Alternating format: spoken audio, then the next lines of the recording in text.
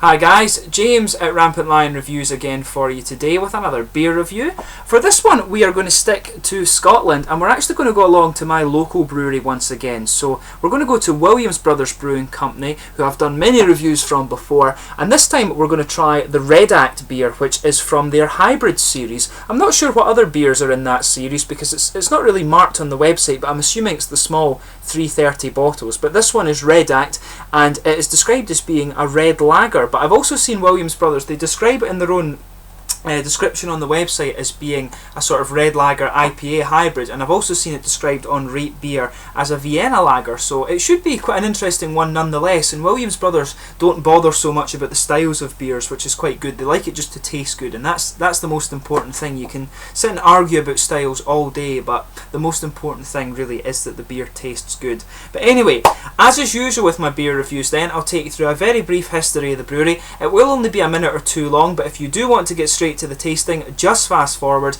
The brewery website's in the video description for you below, along with a link to my other reviews that I've done from these guys before, and I will be reviewing some more for you at some point in the very near future. So anyway, to tell you about Williams Brothers, as I've told you many times before when I've done these reviews, the company started as the family-owned Glen Brew home brewing shop in Glasgow, and the very first beer that they actually brewed was inspired by a 17th century Gaelic recipe for Freya Heather Ale, which of course is named after the Celtic mythological hero of the same name. But in 1988, a woman of Gaelic descent came into the brew shop with a translation of this ancient recipe into English from Gaelic, and she wanted to brew a batch of this to share with her family, but she agreed to share it with Bruce Williams in exchange for help brewing this first batch, and I believe there's some sort of agreement there where she can now get as much of this beer as she wants because she really helped start off the brewery. But the first batch of this was only 5 barrels, and it was produced in Taynoak railway station in Argyll and Bute, and the following year demand for it had increased massively, so really they had to upscale their brewing.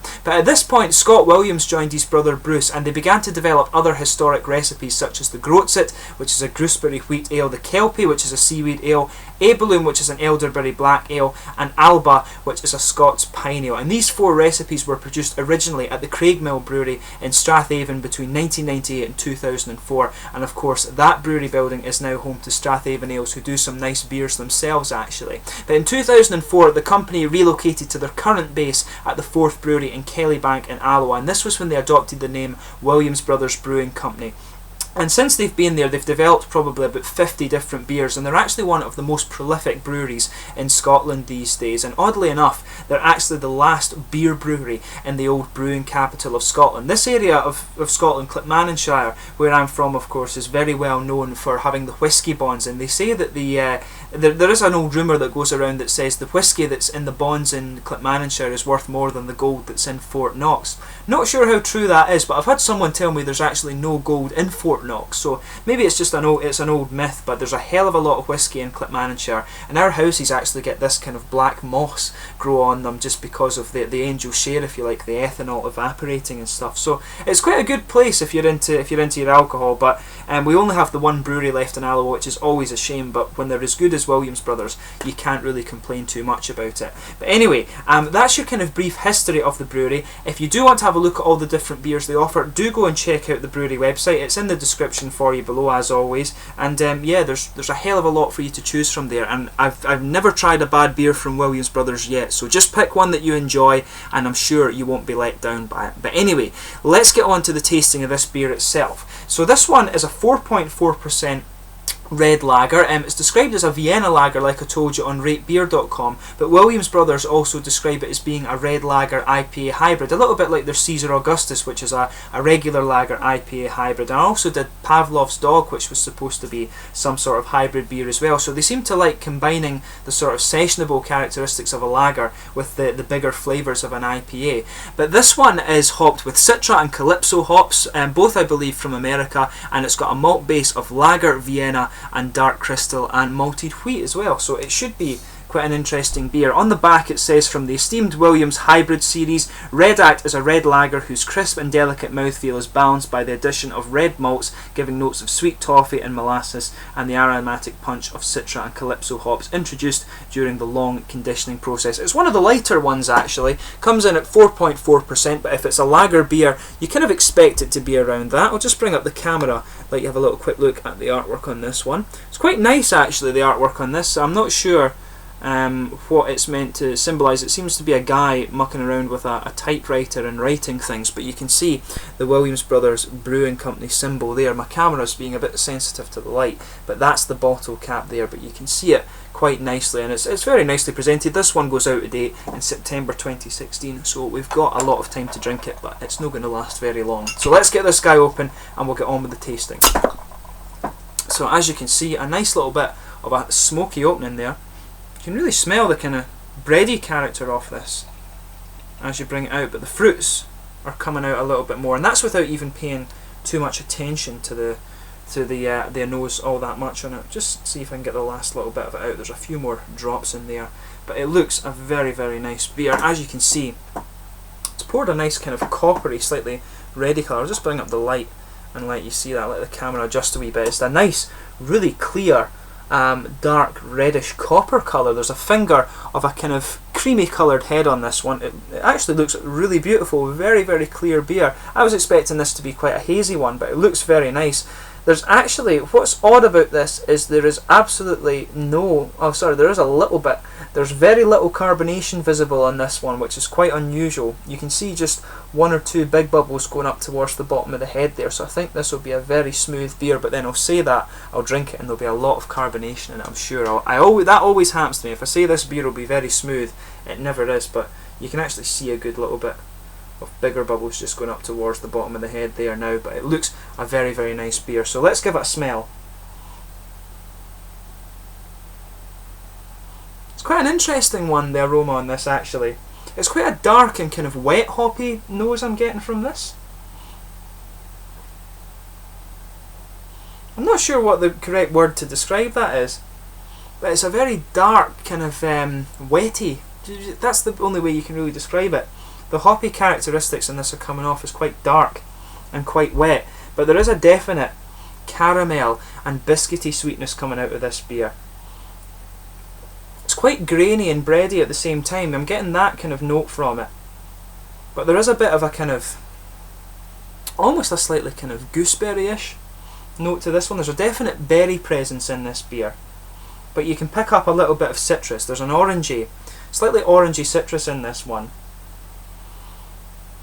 But the hop character really is quite dark and quite wet. More of a malty note that's coming out of this. I would say that it's a sweet caramel malt that is the most kind of prominent component of the aroma in this beer, but some slightly biscuity and grainy notes too.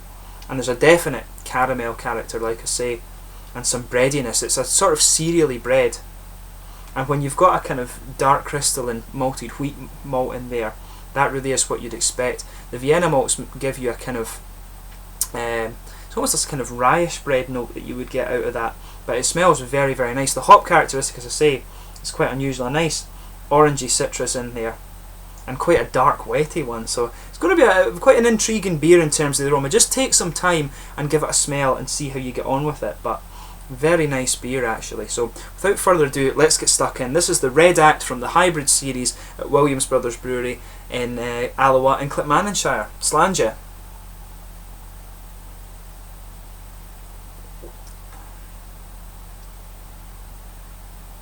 It's really interesting that actually.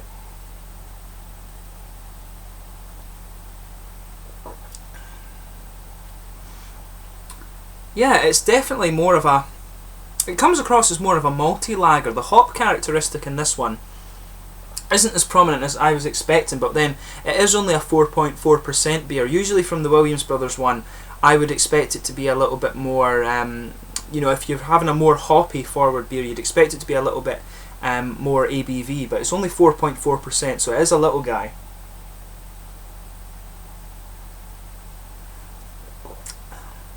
But yeah, it's more of a malty beer, this one, I would say. You've got a nice kind of it's almost like a pale malt note. That would be the lager malts coming out. You get a pale malt blanket just across the middle of your tongue there. Then you get the more cereally characteristics of the dark crystal and the Vienna malts coming out, and also the wheat in there too. You can pick up that little wheaty element. It is a big malty, more malt forward beer, this one, than hoppy characteristic. I was expecting it to be a little bit more hoppy just because of the description it had on the back of the the label there.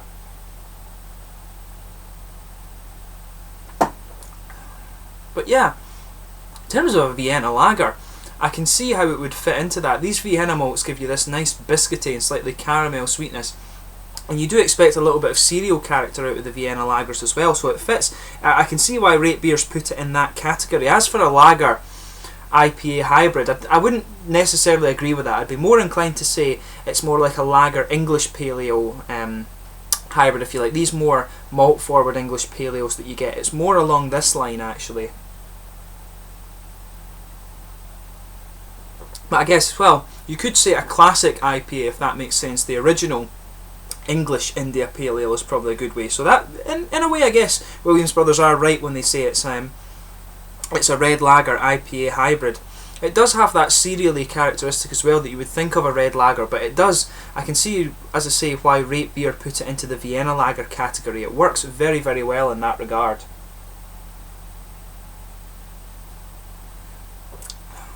But yeah, I really like the malt base that's in this. A very kind of pale malt blanket across the palate, as I say. You've got a little bit of caramel and biscuity sweetness that goes around, that just goes down the middle of the tongue, and around the kind of sides of that, you're getting a little bit of a cereally character coming out. And that's the dark, I think that's probably the dark crystal malts and the Vienna malts coming out, and probably a little bit of the wheat as well. The malt base feels quite big, and it has that nice, slightly cereally spice, but it's more like a kind of smooth spice, if that makes sense. It just blends, the flavour blends together really well, and it works really nicely actually.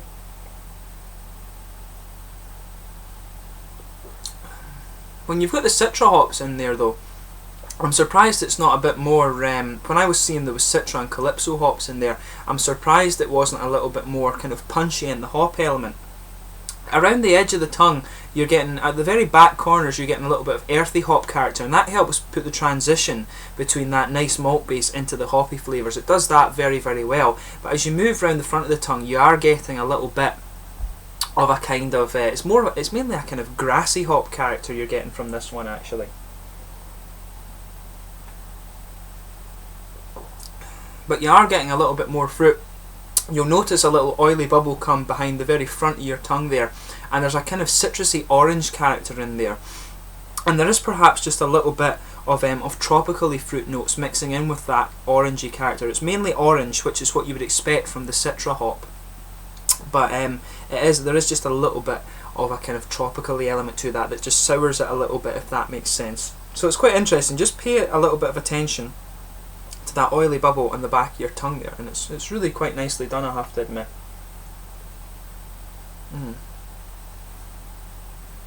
Yeah, there's a lot going on in this beer. One of the lighter Williams Brothers ones, but I think it works really quite well actually. In terms of the mouthfeel, this one, definitely mid-bodied. It's not really light in comparison. I actually think that the Caesar Augustus is a bit lighter bodied than this. The malt base in this makes it feel a little bit heavier, but you've got a nice soft carbonation in there that helps bring out a lot of the flavour. It is slightly oily, like I was saying, but you've got a good bit. It's a big malty beer, this one, and you've got a little bit of dryness from the cereal characteristic in the beer, I would think, but there is a nice kind of sweetness to the malt as well at the same time, if that makes sense. You've got a little bit of caramel character that just lingers in there, but there is a little bit of hoppy dryness in there as well, just around the edges of the tongue. It becomes a little bit more, it's more of a kind of grassy, smooth grassy citrusy hop character that just dries out in the mouth there. So it's a very, very interesting beer. It really fits the Vienna lager really quite well, and I can see why they're saying the red lager IPA hybrid as well, if that makes sense. A kind of Scottish red lager with that kind of extra cereally character mixed with a sort of classic English paleo sort of thing, or English IPA. It does work really quite well in that regard, but it also fits the Vienna lager category really quite well. But as I said at the start of the video, you can debate styles a hell of a lot, but the fact is it's a good beer, and that's what matters. So yeah, as usual, I hope you've enjoyed this beer review. Please let me know in the comments section your own thoughts on this beer if you do happen to have tried it. If you enjoy your Vienna lagers and your sort of red lagers and sort of more English style IPAs, then this is probably one you want to have a go at. It's a really quite nice and quite enjoyable, quite sessionable beer actually. If I was out in the pub and was wanting a few pints, you know, this would do it. I don't drink beer that much when I go out anymore because I do these videos, but you know, it's a nice sessionable beer, so it is worth you trying. But anyway, I hope you've enjoyed this beer review. Please let me know in the comments section below your own thoughts on this one. Go and like my Facebook page as well and help that grow for me. But in the meantime, please like, subscribe, share, all the usual YouTube stuff. I will return to Williams Brothers in the very near future. Thanks again for watching my beer reviews, and slange you for now.